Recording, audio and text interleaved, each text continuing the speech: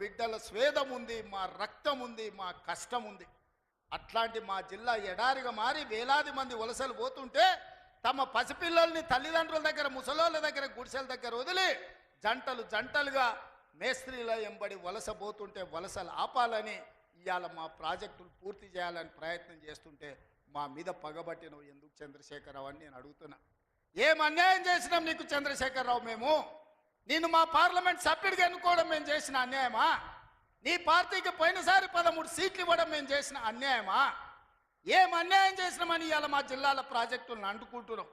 ఈ 10 ఏళ్లలో నువ్వు పాలమూరు రంగారెడ్డి ఎత్తిపోతలు పూర్తి చేసినుంటే ఇవాళ చంద్రబాబు నాయుడుతో పంచాయతీ ఎందుకు వస్తుండే?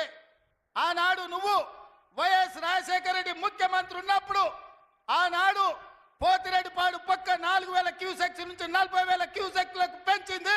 రాజశేఖర రెడ్డి గారికి ఊడిగం చేసింది. రాజశేఖర రెడ్డి చెప్పులు మోసి కృష్ణానది జలాలను రాయలసీమకు తరలించడానికి అనుమతించింది సన్నాసివి నువ్వు కాదా చంద్రశేఖరరావు? ఆనాడు నువ్వు ఊడిగం చేసి రాజశేఖర రెడ్డి పోతిరెడ్డిపాడు ద్వారా నీళ్లు తరలించకపోయాడు కృష్ణానది జలాలు. మళ్ళీ ఆయన కొడుకు జగన్మోహన్ రెడ్డి ముఖ్యమంత్రి అయిన తర్వాత ఇదే ప్రగతి భవన్, ప్రజల స్వేదంతో నిర్మించిన ప్రగతి భవన్ అధికారిక కార్యాలయానికి వైఎస్ కొడుకు జగన్మోహన్ రెడ్డిని పిలిపించి పంచభక్ష ప్రమాణాలు పెట్టి 6 గంటలు చర్చించి రాయలసీమ ఎత్తిపోతల పథకం రచించింది నువ్వు కాదా? ఇది ద్రోహం కాదా? ఆనాడు రాజశేఖర రెడ్డితో కలిసి పోతిరెడ్డిపాడు ద్వారా కృష్ణానది జలాలను సీమకు తరలించకపోతుంటే హారతిచ్చింది నువ్వు కాదా? ఆనాడు మంత్రివర్గంలో నీ మంత్రులు లేరా? హరీష్ రావు గారు ఆ మంత్రివర్గంలో మంత్రి కాదా అని నేను ఇవాళ అడుగుతున్నా. అదే కాదు, జగన్మోహన్ రెడ్డి గారు ముఖ్యమంత్రి ఉన్నప్పుడు ఏ నీళ్ల కోసం తెలంగాణ రాష్ట్రం తెచ్చుకున్నామో, ఏ నీళ్ల కోసం శ్రీకాంతాచారి లాంటి యువకులు, నూనూగు మిసాల యువకులు ఆత్మ బలిదానాలు చేసుకున్నారు. ఆ బలిదానాలతో సాధించుకున్న తెలంగాణలో కృష్ణానది జలాలు రంగారెడ్డి, మహబూబ్ నగర్, అదేవిధంగా నల్గొండ, ఖమ్మం జిల్లాలకు ప్రాజెక్టులకు, భూములకు పారాల్సిన నీళ్లు రాయలసీమ జిల్లాలకు తరలించకపోతుంటే రాయలసీమ లిఫ్ట్ ఇరిగేషన్, అదేవిధంగా ముచ్చుమర్రి లిఫ్ట్ ఇరిగేషన్ నిర్మించుకుంటుంటే ఒక్క రోజైనా నువ్వు అడ్డుకున్నావా? వీరతిలకం దిద్ది జగన్మోహన్ రెడ్డికి పంచభక్ష ప్రమాణాలు పెట్టింది నువ్వు కాదా? ఇవాళ నువ్వు చేసిన పాపం ఇవాళకు మాకు శాపమైంది, ఇవాళ మాకు ఉరైంది.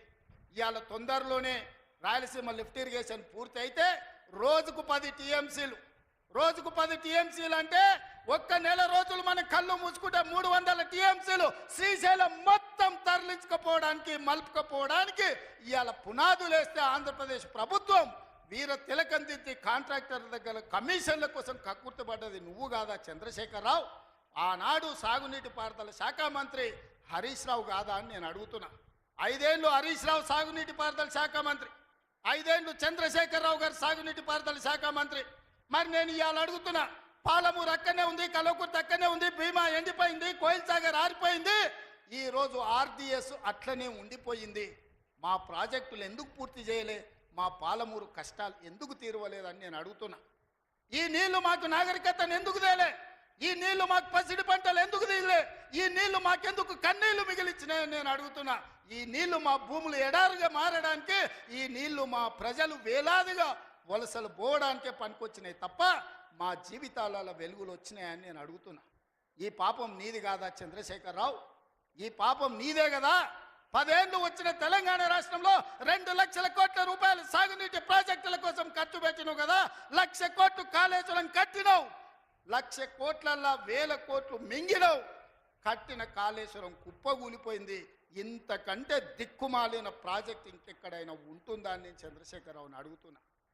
ఇవాళ మా ప్రాజెక్టులు పడావు పెట్టి మా నిధులు నీళ్ళేమో రాయలసీమ తరలించకపోయింది, నిధులేమో నువ్వు తరలించకపోయినావు, పదవులేమో నీ ఇంట్లోకి వచ్చినాయి, పాపాలేమో మాకు వచ్చినాయి. ఇవాళ ఈ పాపాలు, ఈ కష్టాలు ఎంతకాలం మేము ఎదుర్కోవాలని నేను అడుగుతున్నా. అందుకే మిత్రులారా, ఇవాళ మన మీద పగబట్టిండు. 10 ఏళ్ళు ముఖ్యమంత్రి ఉన్నాయన, మన పరిపాలన బాగలేదంటుండు. నేను అడుగుతున్న ఇక్కడికి వచ్చిన సోదరుని, తెలంగాణ ప్రజల్ని, 10 ఏళ్ళు కేసీఆర్ ముఖ్యమంత్రి ఉన్నాడు, 12 ఏళ్ళు నరేంద్ర మోడీ ప్రధానమంత్రి ఉన్నాడు. ఇవాళ చర్చకు సిద్ధమా కిషన్ రెడ్డి గారు?